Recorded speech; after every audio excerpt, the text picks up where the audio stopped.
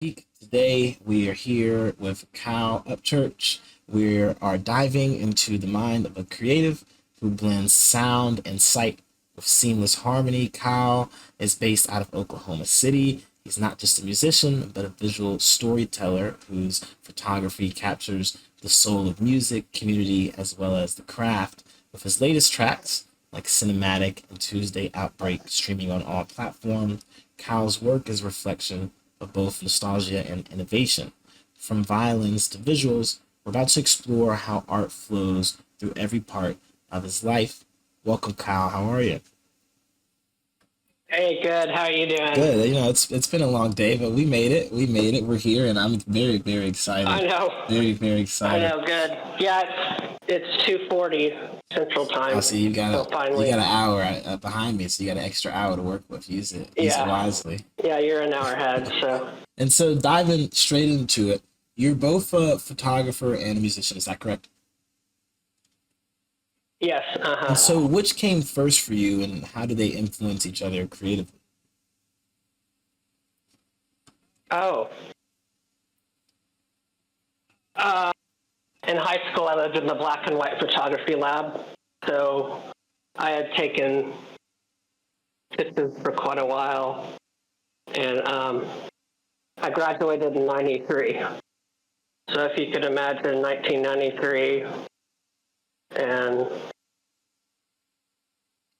learning, printing lots of pictures in the black and white lab, spending tons of time there. And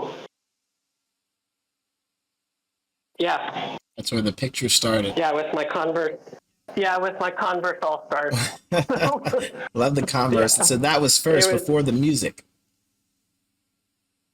Yeah. Well, no, I didn't like music theory at all. I started piano at 5, but it was when, um, gosh, like 1998. So I had one close friend that was heavy into REM. So that started with the Murmur album.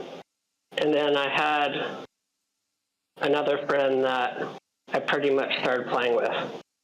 So I think the first song I learned, so the chords are real easy, but it's The One I Love by REM.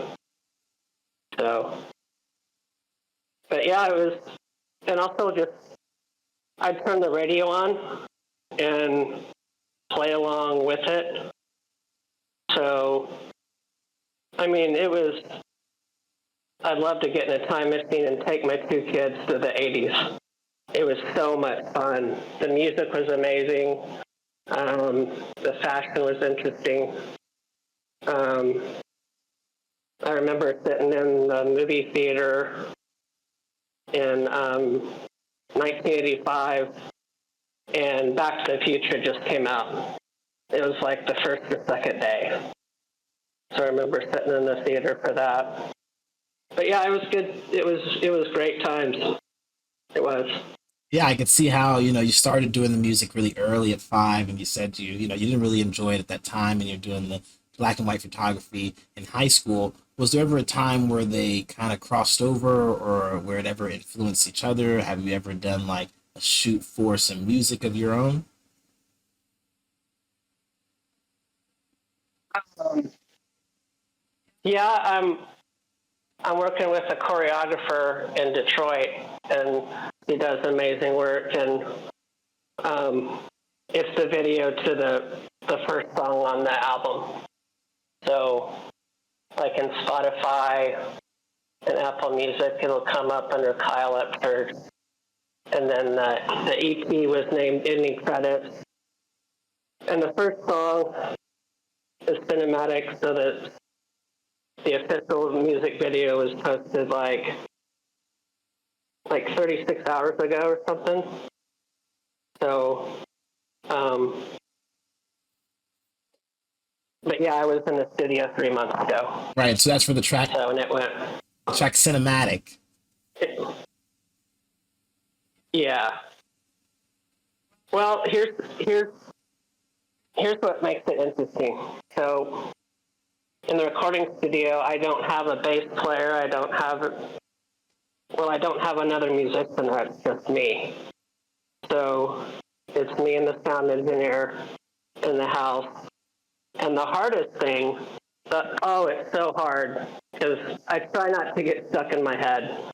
I try to do one thing at a time and not think about the big picture, but I have to put down an instrument track first, a foundation, like if you're building a house. So I have to come up with something because I need something to play violin to. So the bass violin is me, the rhythm violin is me, and the lead violin is me. So, and what ended up happening was in cinematic, the guitar is just so obvious, it's so prevalent. It's like you mostly hear that, but you hear all the violins in the background. But the second song, Tuesday Daybreak, it was started with guitar, and I didn't want two songs that had prevalent guitars, so at the last minute we deleted the guitar on that. So that's why Tuesday Daybreak sounds so relaxing. It's like Sunday afternoon music you'd study to, and the whole project. What it reminded me of is the music that plays at the end of movies. So ending rolling credits. It just sounds like that's just what it sounded like. I didn't get really creative about it. I just sort of stated exactly what we were hearing. Yeah, and so that's actually something that I noticed was the track cinematic even sounds like it was made to accompany a film. That's why I think it's really dope that you have the choreography out now, the music video on YouTube. And so do you approach music with a visual or story-based mindset when you're making it, or does that stuff come afterwards?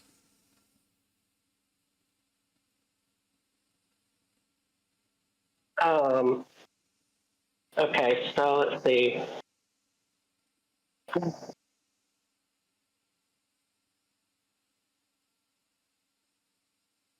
So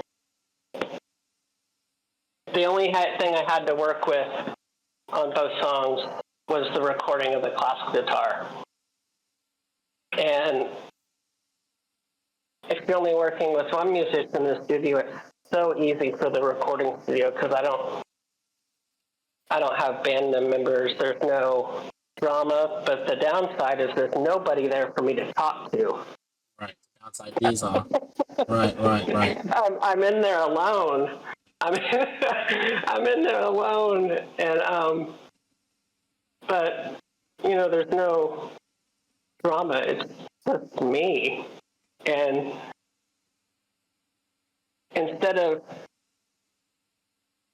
spending tons and tons of time, I actually recorded on the first or second take. Right. I don't do like 10 or 12. I do it like twice.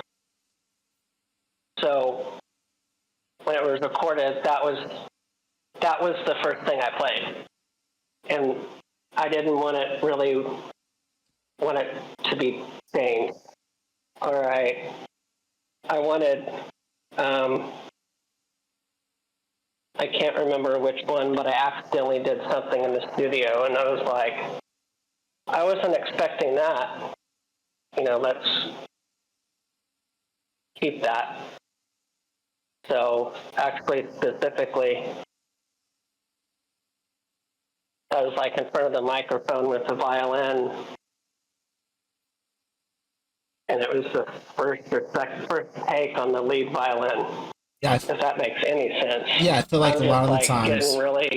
I'm getting like really specific. So yeah, I feel like a lot of the times when you're in the studio, and you're not at home, when you're in the external studios and you're paying for it, you have to do it in that one or two takes. It's good to not have the drama in the studio.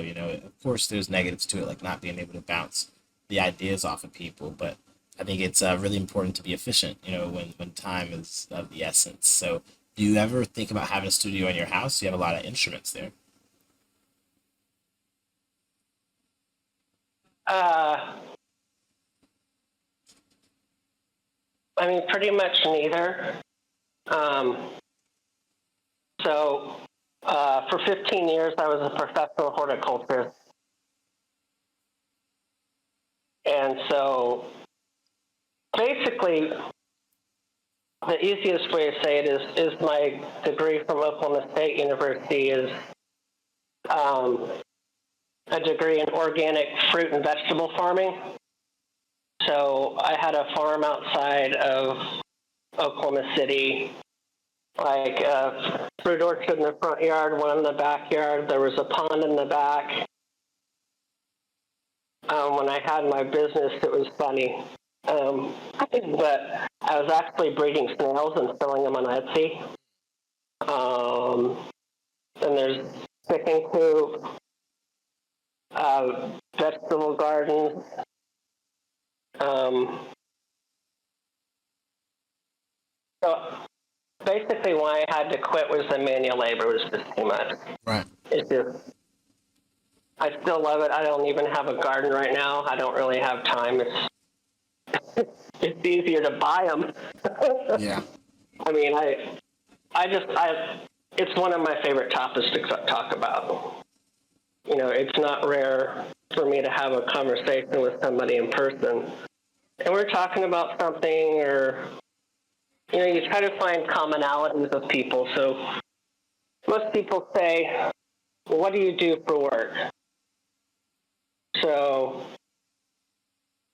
it's kind of funny in conversation with people, and I mean, life's about relationships anyway. I don't I don't do something with one creator or with one photographer, one recording studio, or with choreographers. That's not how I think it should be done. I think you establish relationships with people and work together, because you never know what they'll bring to the table. Talk to us about the community in Oklahoma City specifically. You showcase it a lot in your photography, of course. How has that shaped your sound and your artistic identity? What's it like out there? Say that again. I think my volume's all the way up. Say it one more time. No, you're good. Just want to know, how has Oklahoma City shaped you as an artist?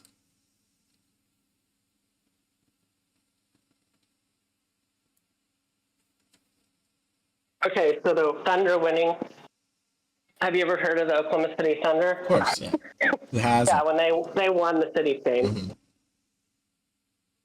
Um, there were things that happened 25 years ago that set it on this path, but yeah, I mean, watching all the social media the night they won, the parade, I didn't even go to the parade because I didn't even want to think about trying to find a parking space. So,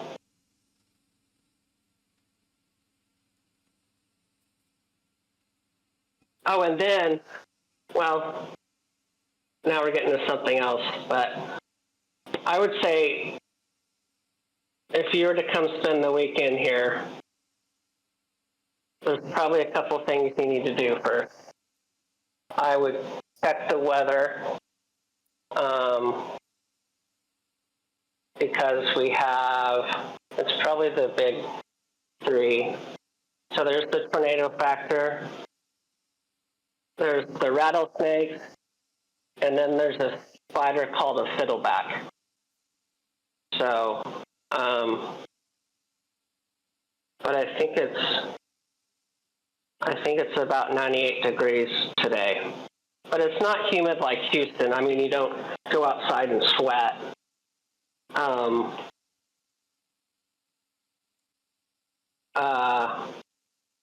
Last night, and so So in the West Village in Oklahoma City, there was out west, there was a big music festival. So, I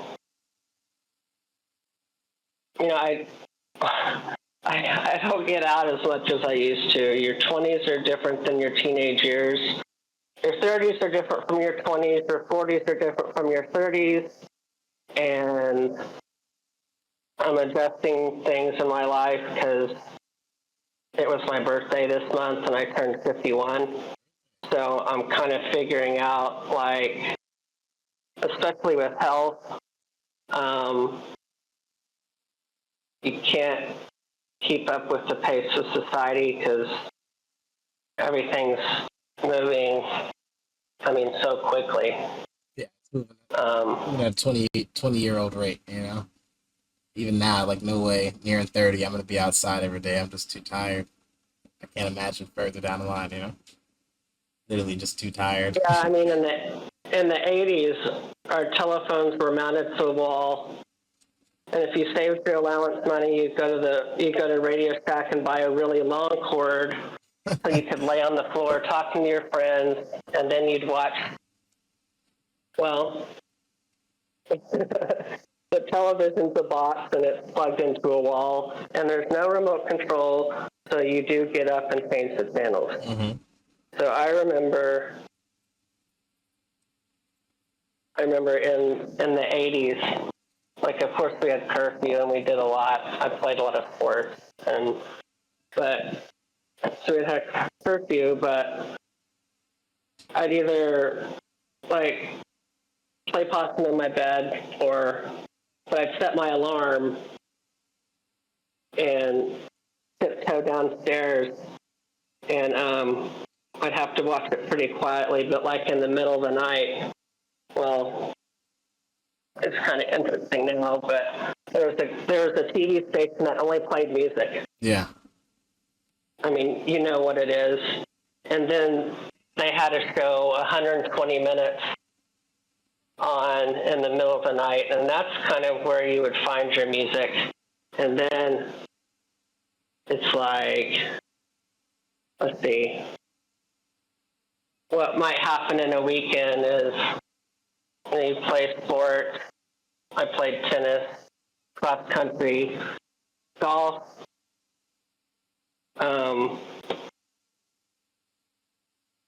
Actually really busy. Oh, that's a full schedule right there.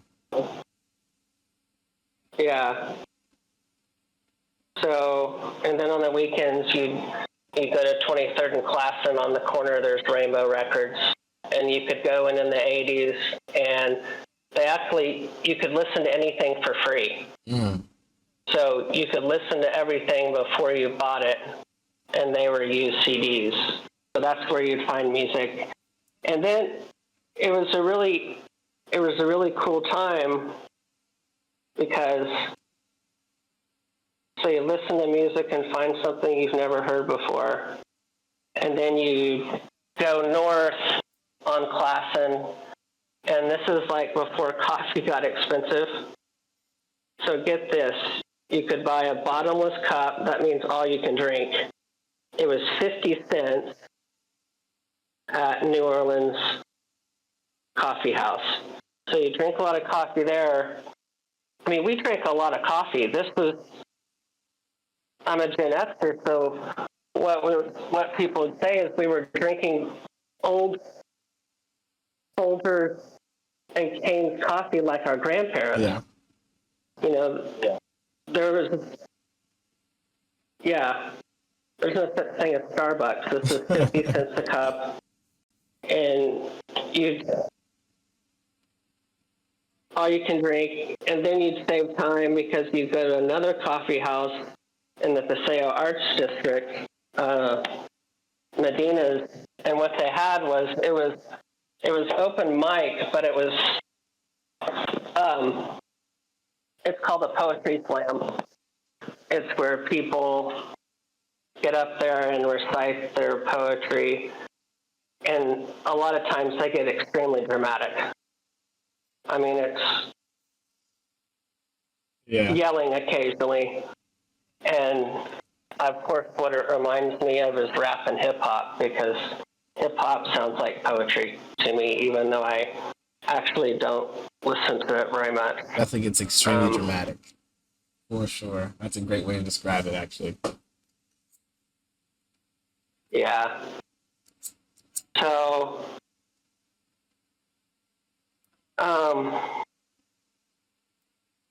yeah, so I was born and raised in a small town north of Oklahoma City.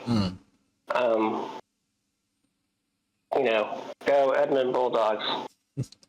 But what was I going to say? What's your question? Why don't we do that? No, that's good. Just wanted to talk a little bit about Oklahoma City, and I think we got a perfect image of it so far. I want to talk more about the violin. Yeah. Specifically, it seems to be a signature part of your image as well as the sound. And so, what is your personal connection to the violin, and where did that begin?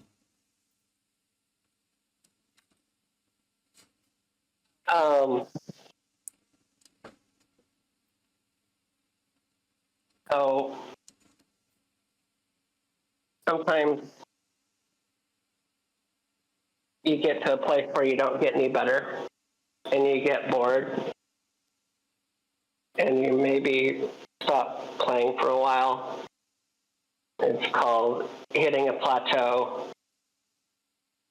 And so I asked one of my friends,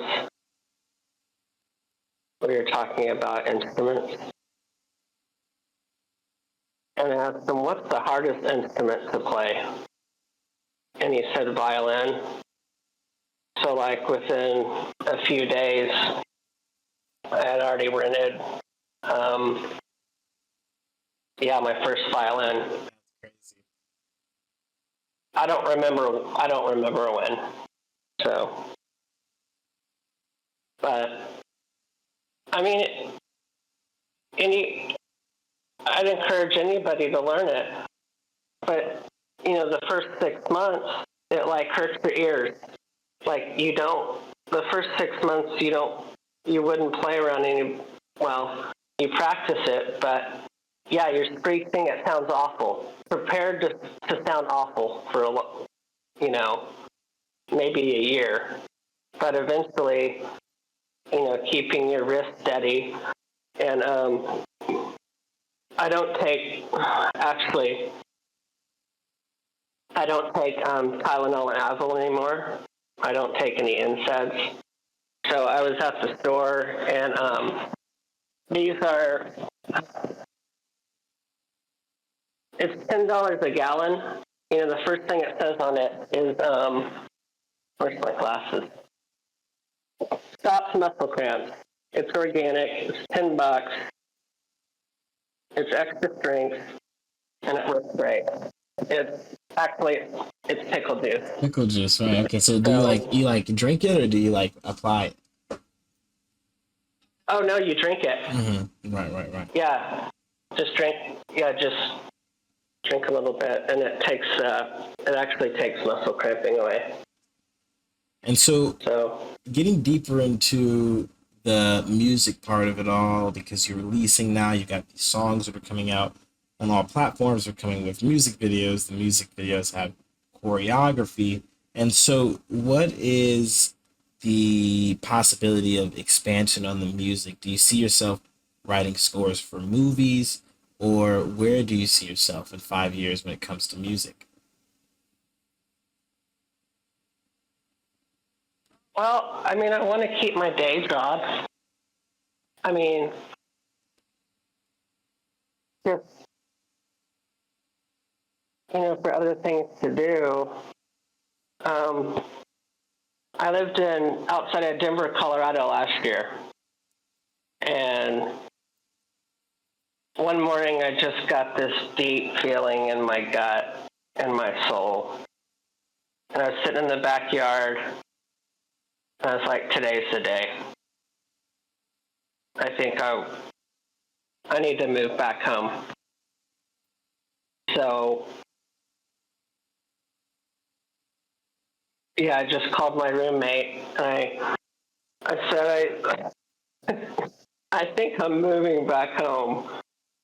And he said, like, within like 1 or 2 weeks. And I said, no, actually, I'm pulling out of the driveway in 2 hours. And that was perfectly okay. But, I mean, I was frustrated with some stuff because I lost some money. They're pretty expensive, but I went ahead and got a all-season ski and snowboard, the Epic Pass. I got the Epic Pass, so it's free all winter at Breckenridge, Vail, a few days at A Basin.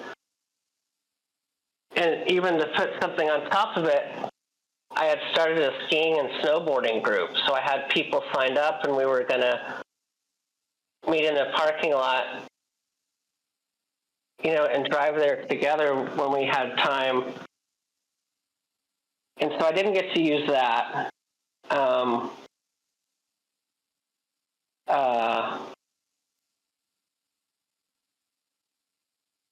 So I had some ideas if I was going to stay, but yeah, everything. I just need to move home. I don't, with Oklahoma City being so amazing, I mean, I don't really have to travel more than 25 miles to get every single thing in my life taken care of. Like, I don't need to,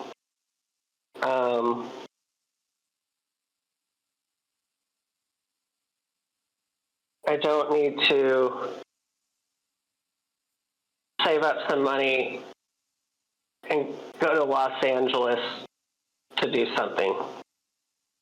Since Oklahoma's changed, and I mean, there's a lot of out-of-state plates, but I don't think the traffic's too bad. It may get more, but yeah, it's just a really fun place to be. So, yeah. I definitely feel like it's a fun place to be. I have to get out there and visit sometime because I haven't already.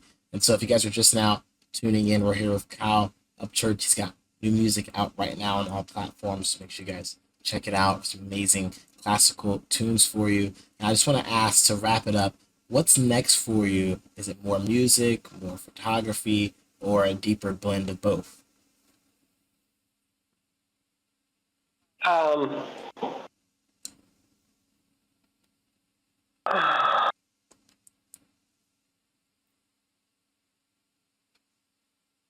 well, do an album. Yeah, after I've done 2 EPs. But also I'll still have some time for my day job. I'm a medication nurse. So, it just creates balance, and there's family and just kind of living your life and staying organized and, yeah. Yeah, I understand how it can be hard to balance it, especially when you've done both for so long. I'm glad that there's more music coming out, and we definitely can't wait for the album. Last question: what is one piece of advice you would give to someone in your shoes, a little bit younger? Oh gosh. What age? I don't know. It just depends what Let's say generation you are. Like, let's say they're just let's say high school, right? Because I feel like that's a time where you were picking up a second skill that you took far.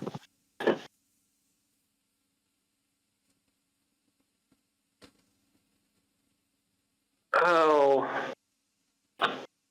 oh, that's hard. You can even boil it down to one sentence if you'd Um, like. learn, learn your own social media. Mm. Know how to do it. It's not. I don't think these days it's hard to figure out. It used to be Yeah. Don't do like auto likes. Don't.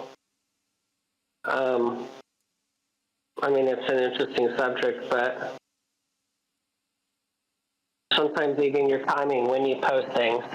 Sunday is a great day to post things, but you'll post something at a certain time of day as a certain day of the week, and well, I mean, everybody's on their phone, but they're working more. Everybody's scrolling on the weekend. Right. Basically, yeah. It comes to that. No, I think that's good. So I think social media is a super powerful tool these days. I think more people need to take advantage of it besides just scrolling for entertainment. They could, make a lot of real life gains from social media. And so I just want to say thank you so much for coming through with us and having the conversation today, Kyle, because I really thoroughly enjoyed it. Is there anyone that you'd like to shout out before we get out of here? um, well, I mean, family and friends. Sure.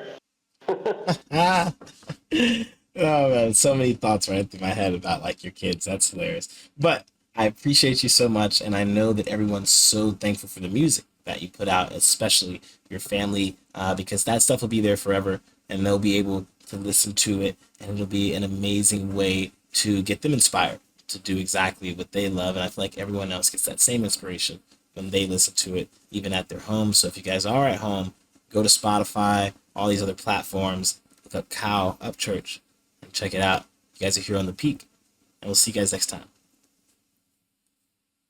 Thanks, Kyle. Thanks so much. Yes, sir. Thanks a I'll lot. see you later, man, okay? All right. Bye. Okay. All right. Talk to you soon. Thanks. All right.